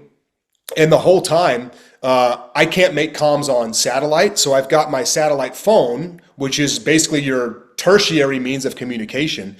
And I'm trying to get signal with the satellite phone to tell my platoon chief and my platoon commander, we're here, we're setting up security. So I'm walking all around that open space, that playground, just doing railroad tracks up and back, trying to get signal. I finally get signal. I tell them what's going on. We continue unloading equipment. And a couple of minutes later, there's a big explosion that goes off on the corner of the building. And one of our Afghani counterparts, who was standing right beside our two Army EOD guys, and when I say right beside, I mean shoulder to shoulder, stepped on two daisy chain mortars that were triggered by a pressure plate, and it blew both of his legs off, it blew his arm off, and instantaneously the dynamic of everything going on changes. So recall everybody to the concrete structure, and then we go and start working on this Afghani partner of ours. And our medic went over there, the Army medic went over there, no hesitation. I went over to provide security, and I'm just watching these medics go to work on this guy, and they saved his life. He ended up surviving. We did as best as we possibly could for him further down the road to make sure that he had the care that he needed. But if it wasn't for those medics right then and right there, he would have expired within a couple of minutes. So they patched this guy up, and our EOD guys who had just literally been right beside this and got their bells rung are now scanning a path to a neighboring field that's about 120 meters away to land helicopters there. So they now are like, we're hit one IED, there might be more. We have to clear a path so that the helicopter, one, doesn't land in a minefield, and two, our guys have a safe route to get this wounded Afghani to the helicopter to get taken care of. So en route to clearing that 120 meters, they find 7 more IEDs just along the route that they chose to take. All of those IEDs were in the area that I was doing railroad tracks back and forth on, and just somehow miraculously didn't step on any of them. Or maybe I did, and the battery pack was dead that was charging. I don't know, but we get them loaded up. We get them to safety. We still make the call that that's the best place for us to be, and our EOD guys go to work. And over the next 24 hours, they found around 20 IEDs all surrounding that building that we chose to embed in. there was a small mud compound that was right next door. And it turns out that compound was the local IED building facility. And when they went and cleared that compound, there was all types of prep charges, all types of built pressure plates, homemade HME all over the place. So they were finding things varying from 40-gallon jugs of HME buried in that compound all the way to different mortars and daisy chains. So it could have been absolutely catastrophic for us. And it was still a very bad day, but that was probably what had the potential to be the hairiest situation that we found ourselves in. I mean, if our EOD guys weren't there and they weren't as dialed in as they were, it would have been mass casualties for sure. Just trying to get that poor guy to the helicopter, we would have lost several more guys. Man, hat tip to the EOD guys. Anybody that does that job, it's very incredible, man. When you look back, what was the best day over there? Oh, the best day? Man, I mean, this is such a cheesy answer, but Jack, every day was the best day over there. I mean, you're with your guys, and you know, most platoons have a really good dynamic, but there was something really special. You had a good one. We had a good platoon, and you're living on top of each other for 11 months in these murderously close quarters, and we had a great time. Like every day was an absolute great time. Even the days that were slow, just being there with your brothers was the best day. If you had to put a pin on one of them, for me, it would probably be the base attack, because it was when I got to see just how good our guys were. Even though I didn't really get to take too much of a piece of it, it was the first validation for our training works, our selection works, and our leadership are so dialed in. It was an awesome experience to see them deal with that problem. Man, did the snipers get to do some work out there? They did. They definitely did. Especially during, I mean, you know, when they were on top of the mountain and they were just raining down, pinning the insurgents in, they definitely got to do some work. And then there was a big clearance operation very shortly after that happened. So our village and the big bad guy village were basically right in line with each other, but about 17 kilometers apart. And there was a neutral-ish village in between us. So in order to affect the far village eventually, we had to clear through that neutral village. And as we cleared through there at nighttime, there was a big counter push from the insurgents coming through. Ended up between airstrikes and small arms fire, you know, our guys killed, I think it was over 105 people, 105 insurgents that night.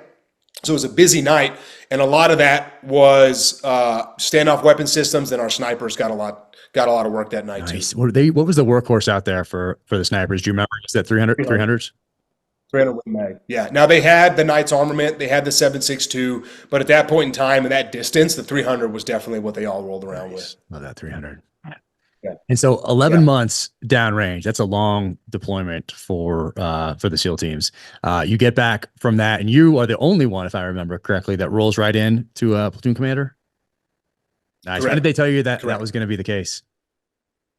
I asked on deployment, and right when we got back from deployment, they told me, actually, no, I'm sorry. A month prior to us getting back from deployment, they told me that I was going to get to stay around. That month just coincided with detailing. So it wasn't like they waited until the last month to tell us. It was December, which is typically when all the detailing happens anyway. So it was, I mean, amazing, because I knew I was going to go back and go right into another deployment, which is exactly what I wanted. So myself and two other guys from different platoons got to stay back. Sanders, who we talked about earlier, and then another guy got to stay back and all do our platoon. Oh, nice. Okay. And you come back. What lessons how much time do you have before you actually start workup after you get back from the team? About 3 weeks. And for me, that 3 weeks was spent at the command almost every single day, except for a 10-day vacation, because there was a lot of awards that not only our platoon, but the other platoons submitted during deployment. They got kicked back, and I didn't want those awards to just kind of fall by the wayside. When you get back from a deployment, as you know, Jack, everybody kind of goes to the 4 wins. People go on vacation, they go on breaks, they go to different commands. So I was there. We start getting all these awards kicked back for rewrites. And I knew, as my platoon commander did, that if we just went on vacation, those things were going to disappear, and our guys and other guys from different platoons weren't going to get what they deserved. So we just stayed at the command for 2 weeks after deployment and basically just rewrote a whole bunch of deployments, submitted them. And then I got about a 10-day break to go on vacation with my wife. And then it was roll right into the second deployment after that. And do you have like 7 kids at that point, or you're only at like 5 back then? At that point, I only had one, believe it or not. Yeah, that was, Ronan was born 6 weeks before we deployed. So when I got back, he was basically a year old. Oh, awesome. Yeah. Man, so what leadership lesson did you take from, or tactical lessons did you take from that 11 months that you applied then going forward as a platoon commander? The biggest tactical lessons for me were aggression, just aggression all the time. And that also encompasses your posture. Even if nothing happens, having an aggressive posture, I think, prevents a lot of potential things from happening. You know, just going and walking around your daily life. Who are people that typically get picked on to be victims? It's not the aggressive looking people with their heads on a swivel that look like they know how to take care of business. It's usually not that. So the aggressive mindset of they're shooting at us, take the high ground, go right now, that's the right call. And then just the posture that we all rolled around in, which was we're ready for anything at any given time. There's no chinks in the armor, so you better not try and test us, was a big tactical lesson learned.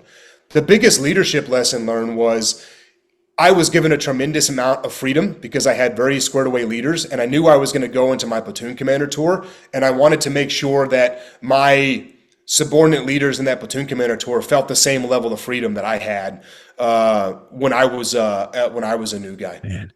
And then, do you have a year before you? And you too. I mean, Jack. I mean, you were a phenomenal troop commander. Like, I couldn't ask for a better troop commander.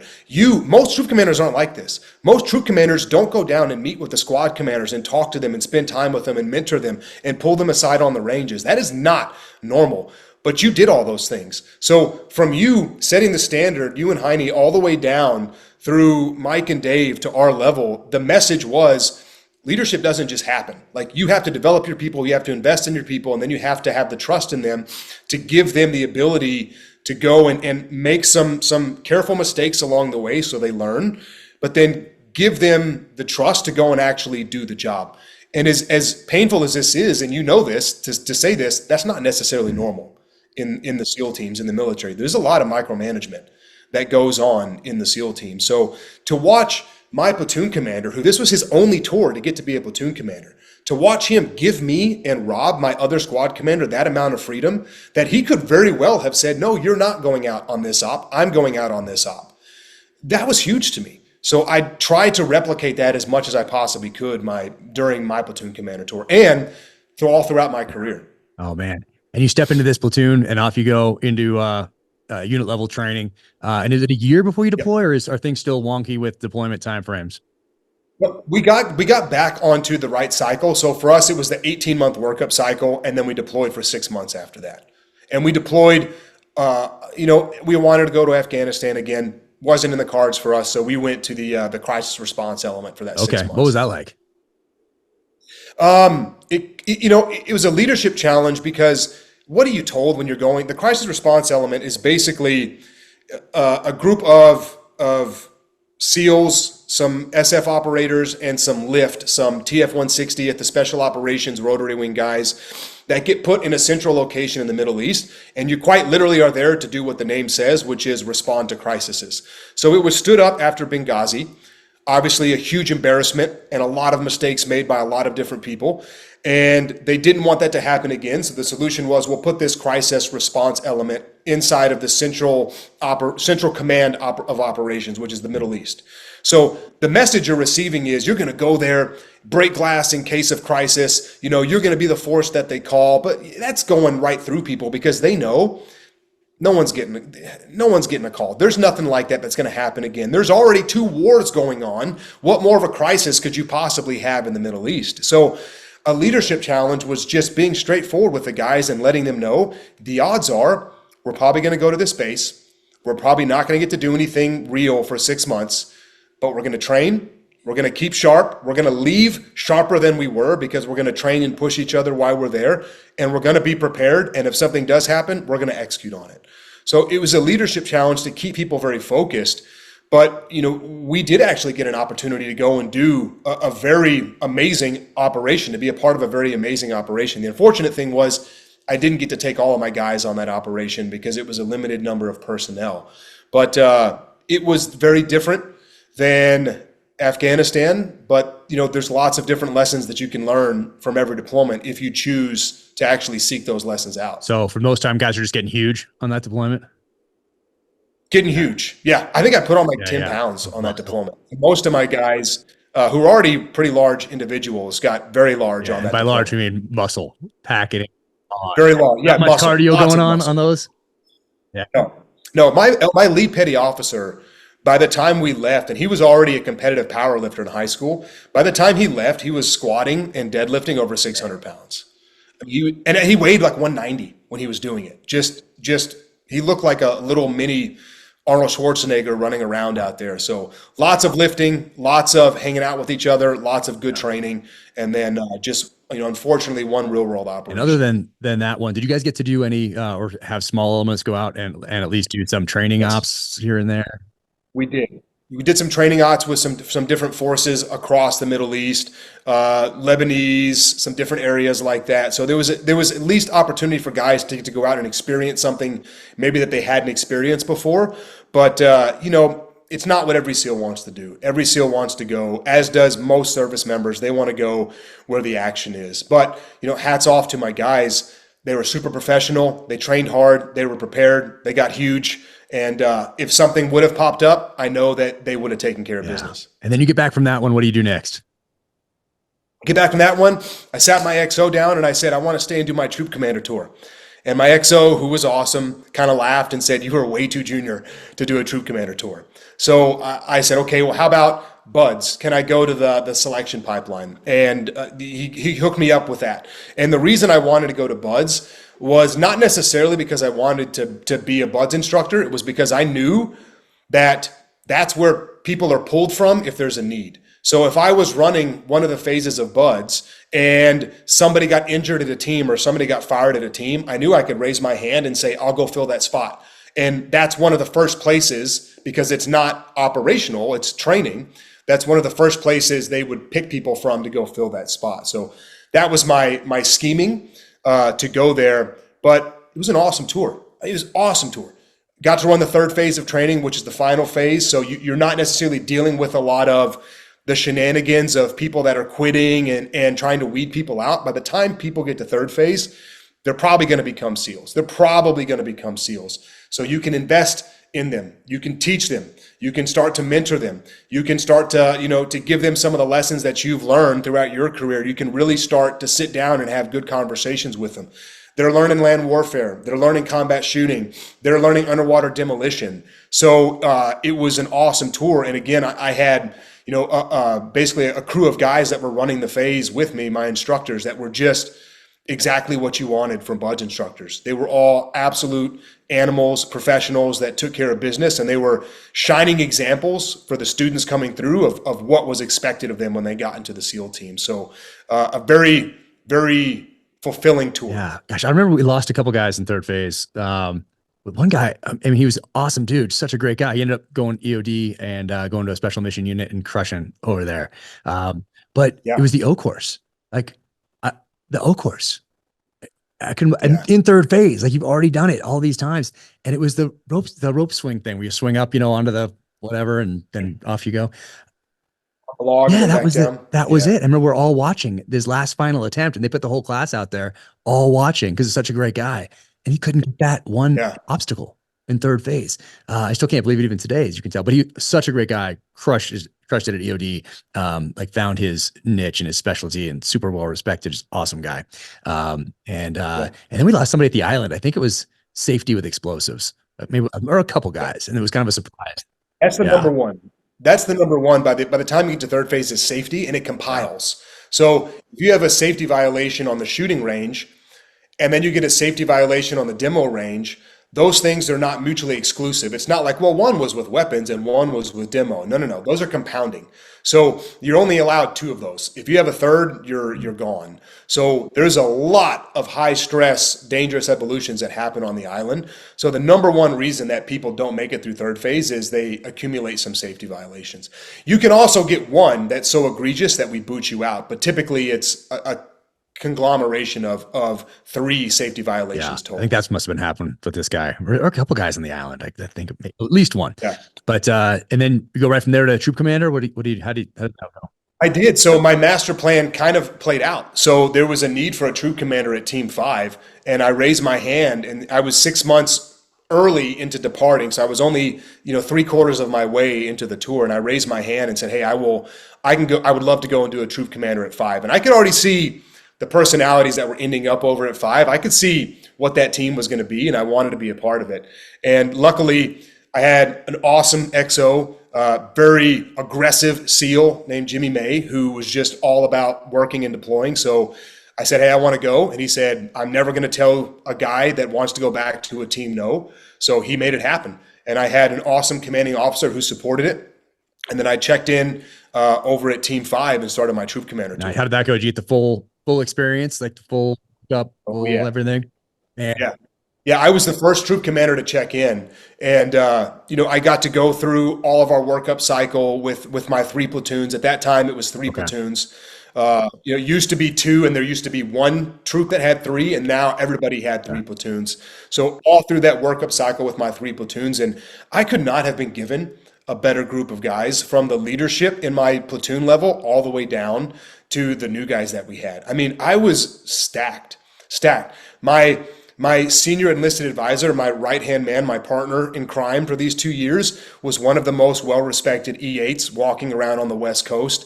Good at everything that he did. Tactically savvy, good at shooting, super in shape. So he was a good example for everybody. He'd outgun a lot of the younger guys as well. So from that level all the way down to my platoon chiefs were all veterans of multiple different campaigns. My platoon commanders were all hard chargers.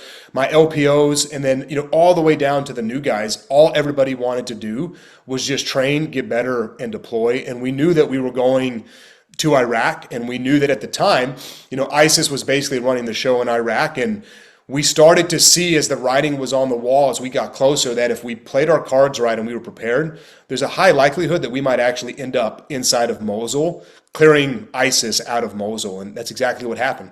And very fortunately for me, we needed more manpower to make that happen, so I was given 2 additional platoons from the other troops to take with me on deployment. So I got to take 5 platoons on deployment. And of those 5 platoons, we broke them up into 7 different outstations all across Iraq. And by the end of that deployment, every single one of those outstations had multiple kinetic operations underneath their belt, which was unheard of at that time in the world in 2016. This is why I said at the beginning that your timing was good, and you can't chase it. That's the thing. Like, it's so hard. Like, oh, I'm gonna go to the East Coast. I heard they're going there. Or these guys just got back from there, and you show up, and all of a sudden you're back doing what you were doing for your second one, just waiting for that for somebody to call type thing. So you had a good run. That is solid. How long were you guys in Mosul? We were in Mosul for about 4.5 months of the 6 months. But the first month and a half for our guys was clearing to Mosul. So first, in order to clear through Mosul, you had to get to Mosul, and there was bad guy land in between here and there. So they spent about a month, about 2 to 3 weeks preparing, and then about a month clearing to Mosul, and then the rest of it was clearing Mosul. And then we ended our deployment. We finished the clearance of the east side of Mosul. So we cleared all of East Mosul, and then we turned over to the next SEAL team, and they finished the clearance of Western Mosul on the first part of their deployment. Man. So I was there in 2004, and and you a little north and maybe a little bit east. It's beautiful up there. Actually, there's some cool spots. It is. It's beautiful. It's very developed. Like, our guys before Mosul, once they were in Mosul, they were in Mosul. But in the push up to Mosul, the really weird dynamic of they're going on these operations, and then they're coming back to an established town that's a town, and they're getting food out in town. They're maybe going and seeing a movie every now and then out in town, and then the next day they're back at it again. So very opposite of the traditional like Afghanistan deployment.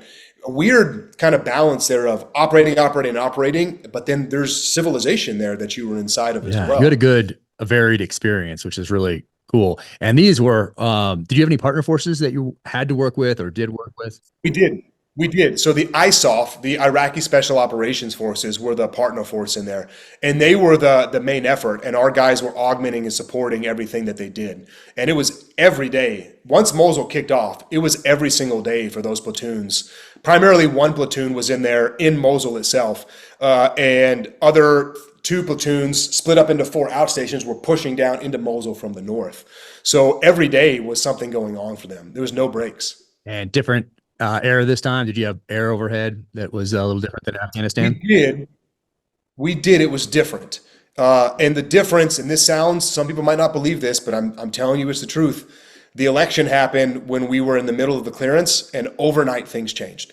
So when we were there at first, my platoon commander that was on the ground had a phone in his MAT-V that was connected to a 1-star general, that's not a joke, who was in charge of strikes. So the guy on the ground, if he wanted to approve a strike, had to call the 1-star general and get his permission to conduct that strike. You're talking about very dynamic problem sets to include suicide vehicles that are parked in all these different city blocks inside of Mosul. A suicide vehicle bursts out of a garage and it barrels towards your position. You might have 30 seconds to get something off on that vehicle, whether that's a rocket or a strike.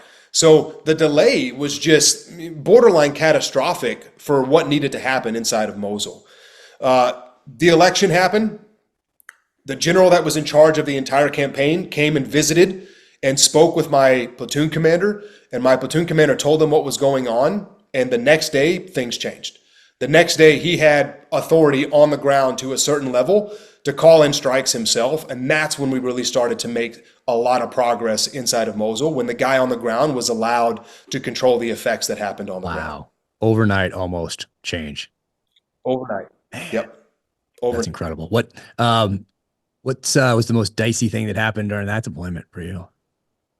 Unfortunately, it's the only deployment where I've ever lost one of our teammates. So one of our EOD guys, our chief, JJ Finan, was on that deployment, and in the push to get to Mosul, his platoon was doing a clearance operation, and during that operation, the enemy started to amass in a certain area, and they realized they couldn't stay where they were, so they decided to shift positions. And the route that they took, JJ was in the front of the up-armored vehicle, being the EOD guy spotting everything, and he spotted a bunch of suspicious-looking things that ended up being IEDs in front of their position.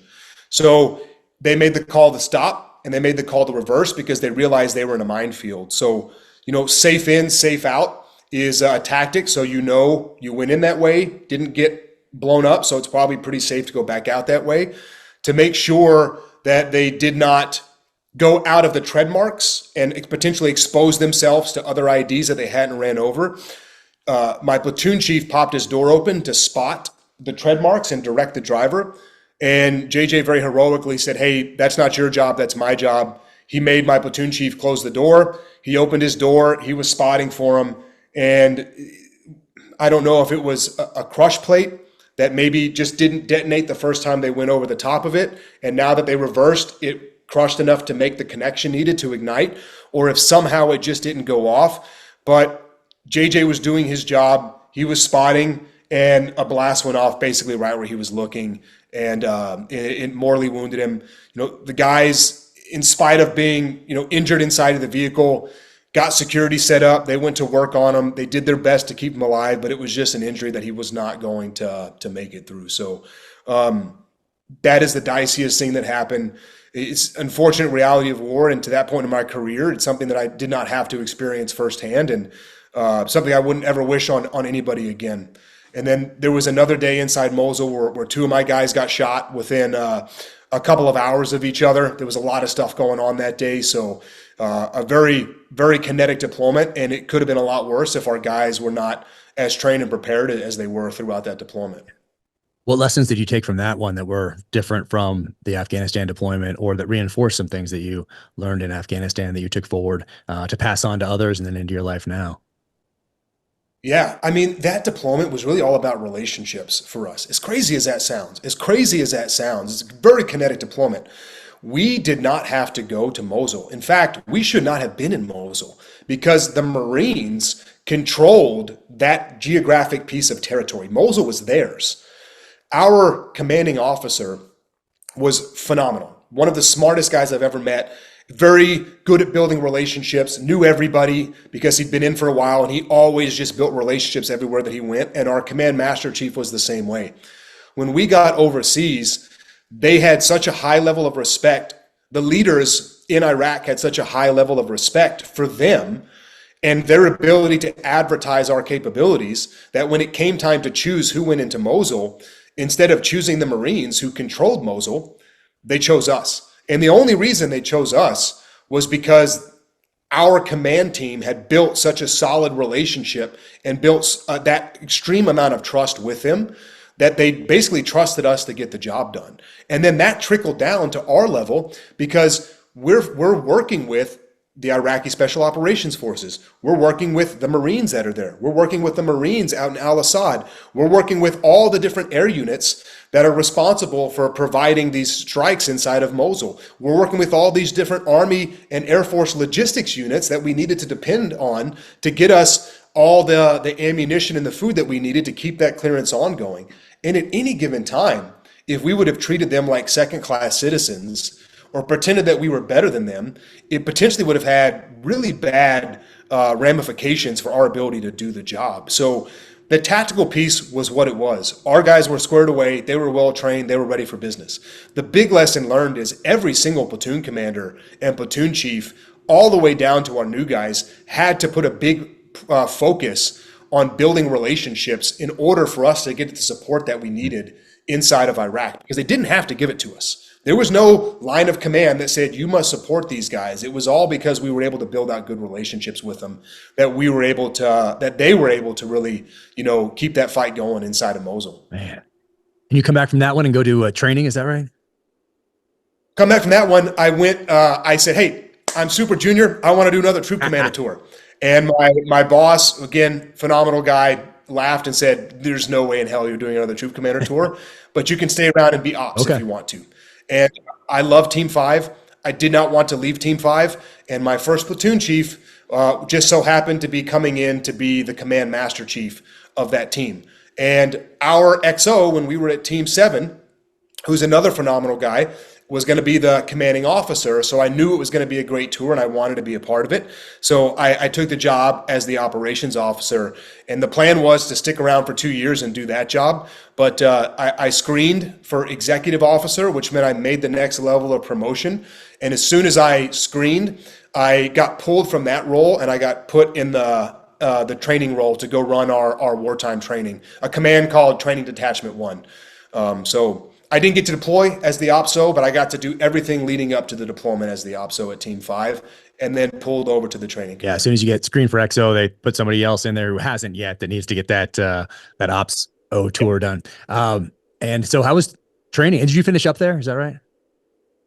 I did. That's where I completed my time, and it was the best tour that you can possibly have. I mean, you know this, and I know that most military units put a primacy on training, but I don't think anybody does like the SEAL teams does. We dedicate 18 months to preparing for one deployment, and then as soon as we get back from that deployment, we start 18 more months of training. And the biggest block of that 18 months is the 6 months that we call unit level training. And that's what we got to run as the training command as TRADET.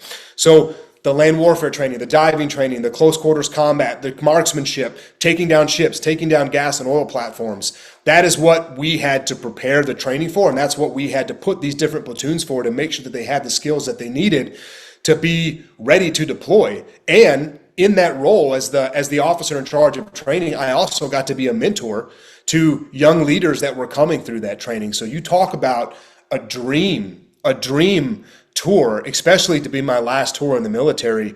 I couldn't have asked for a better place to hang my hat for 2.5 years. Yeah, that's great. Get back on your way out. You were perfectly set up to run that place with the diversity that you had throughout your deployments, everybody you worked with. And man, when did you tell them that you were getting out?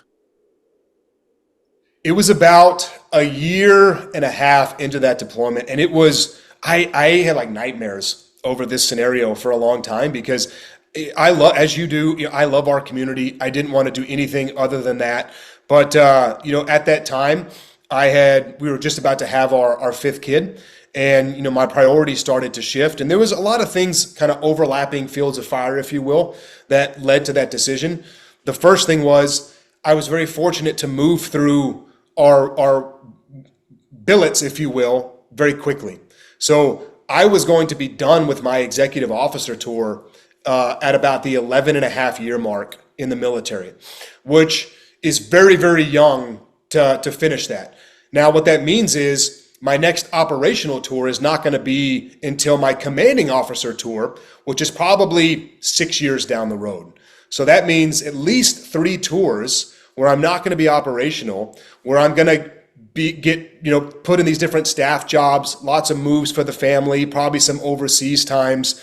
And when I started to look at the toll that all of those things were going to put on the family, it really just didn't make sense for me to selfishly kind of continue to bring them through that. And really the thing that made my mind up was the very good commanding officer that I told you about that I had at Team 5.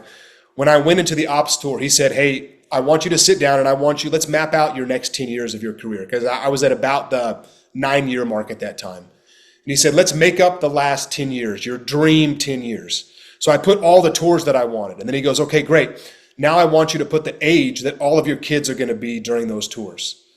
That was like a punch in the gut, because when I got to the 20-year mark retirement, what I realized is my oldest son was going to graduate like a month after I retired, and he was going to leave the house.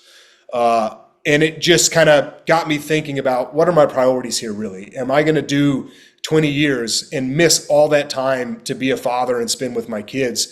And, it just kind of came to a point where I said, hey, I've only really had 2 goals ever in my life since I was young. And that was, I wanted to be a good SEAL and I wanted to be a good dad. And if I stayed in, number 2 probably wasn't going to happen. So I made the call about 1.5 years to that tour. And I sat down with our Commodore who had selected me to fill that job and told him, and he was a great leader and he was very supportive, and the community was very supportive of me making that change. And I think the reason is I was upfront and honest with them, and I told them why. And they were like, got it, man. What can we do to support, until you get out? How can we help you transition? So it was a nightmare scenario for me. I wasn't looking forward to telling people, and it ended up, they all had my back throughout the whole process. So about the best as it could be, walking away from a community that you care very deeply about. Man, that is awesome. And I know you have a flight to catch here shortly, but so how do you get from that to Primal Beef Company, which I'm gonna grill some stuff up tonight, and as I write later this afternoon, I'm gonna be trying out the cracked pepper jerky, but it's gonna be tough to beat the sweet heat beef jerky, which I absolutely loved. So how do you get into this? And had you thought about it before you got out, or do you have a couple years on the outside? I know you did some other things, and then this presented itself, or what was the path into this? So the path was, I started working for Echelon Front, and which is, the best company you can possibly work for. And there's a lot of freedom with Echelon Front, so we can live wherever we want. And my kids had never been around family, so we wanted to give them, my wife and I wanted to give them a similar experience to what we had growing up, which was lots of room to roam around and surrounded by family in a community that was a special place. So we moved to the Shenandoah Valley, which is where the majority of my wife's family had settled. And we bought a 60-acre farm. And my kids go to school with their cousins. They get to see their aunts and uncles, a set of their grandparents almost every day. And it's basically a dream come true for all of us. And as part of that, I bought the herd of cattle with the farm, started running it. And what I realized was, when we were in San Diego, it's almost impossible to understand where your food is coming from, because everything is just in a package on a shelf somewhere, and you have no traceability, no relatability to that food.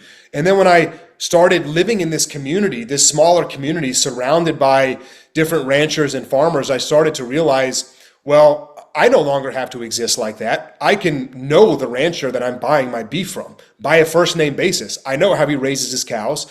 I know what he feeds them. I know what he gives them. More importantly, I know what he doesn't give them: hormones, mRNA, a bunch of other junk that they don't need. And we took full advantage of that. And then what I realized was there's really no reason why every single person in the United States can't have that exact same relationship with their beef, because we have the internet and we have the ability to connect people like no other time in history with where their food came from. So that was kind of the overarching goal of Primal Beef. And I reached out to Jocko and gave him basically the easiest sales pitch of all time, which was, I want to start this beef company up. Here's why I want to do it. Do you want to be a part of it? And he just goes, yes. And I had this, long pitch that I was ready, and I was kind of taken back. I was like, oh, okay, well, let's do this thing. So myself, Jocko, my brother-in-law who lives in this hometown, and then Paul, who's really the rancher, the cattle connection, started Primal Beef. And what it is it's a e-commerce based, farm-raised beef company. So you can go onto the website, primalbeef.com. You can order the best beef you're ever going to get for your family, for your loved ones. And every time you order, a couple of things. All of our cows come from one farm. So that means that they're raised the exact same way. They're treated ethically. They're not giving any hormones. They're not getting any mRNA or any other nonsense that shouldn't be in the food that you're eating. And that because they're all raised in the exact same way, that every time you order a box, it's going to be the exact same experience that you get. A lot of these other, farm-raised beef businesses that are doing e-commerce are doing very good things, but they're using lots of different farms, which means your experience from one box to the next box is going to be very different, because a cow raised in the Shenandoah Valley tastes very different than a cow raised in the mountains of Idaho or on the plains of Texas. So that was kind of the genesis for it. Was there's no reason that people shouldn't know exactly where their beef comes from. And there's no reason that people should not feel good about what that relationship looks like. So that was why we started Primal Beef, was to kind of restore the connection between people and their food. And we've been doing it now for a little over a year. And now we've got, like you just showed, the beef jerky is up there and running. And, we're looking to expand into beef sticks here in the very near future. And really now our goal is to really just optimize that animal, so absolutely nothing on the animal goes to waste. Yeah. Oh man, I'm so fired up for you guys. So cool. And seriously, that was so good. I'm going to crush that later. And you can follow on Instagram also. Check it out there and see what's going on, which is really cool. That's what I love seeing, the land where you guys are right now. It's just so beautiful out there. Hopefully I'll get to come out and say hi at some point. Cause miss you guys, man. It's been too long, but obviously with being able to text and do this and see what you're doing on Instagram, follow along with you as you build Primal Beef Company. It's cool. I feel like we still, get to participate a little bit in what you have going on, which is fantastic. So, man, thank you. I know you got to get going. So, thank you so much for taking the time to do this today. I sincerely appreciate it. And, also, Primal Beef Company, man, awesome. I'm going to, be grilling tonight. Hell yeah. And Jack, thanks for not just the opportunity to come on here and talk to your audience, but really just for your friendship and your mentorship over the year. You could have walked away from that Troop Commander tour and never spoke to me again. And that's not what you did. Anytime I needed advice, anytime I needed an ear to bounce something off of, you were always there for me. And you've been a great mentor and a great friend. And, throughout this journey of starting this business and during the transition, I called you and I asked you what your experience was like and your biggest lessons learned. And I know you're one of the busiest dudes on the planet, but every time I reach out to you, you respond, and that means the world to me now. Hey, brother, it's an honor. It's a pleasure. I'm just glad we got to work together in the teams. And like I said, it's the teams is at a loss for not having you, but I am so glad that you are with your family, raising those kids, building this business, passing on lessons learned. So, man, hats off to you. And all the respect in the world. And please give everybody my best out there. Your wife and the 10 kids. Is that what? Not yet. We're working on it. It's only 5. We're stuck at 5 for right now, but we're trying. All right. Awesome, man. Well, hey, you take care, and please give everybody my best. And I'll see you soon, I hope. If you enjoyed this episode, click here to watch another episode, or click here to watch a clip from the podcast.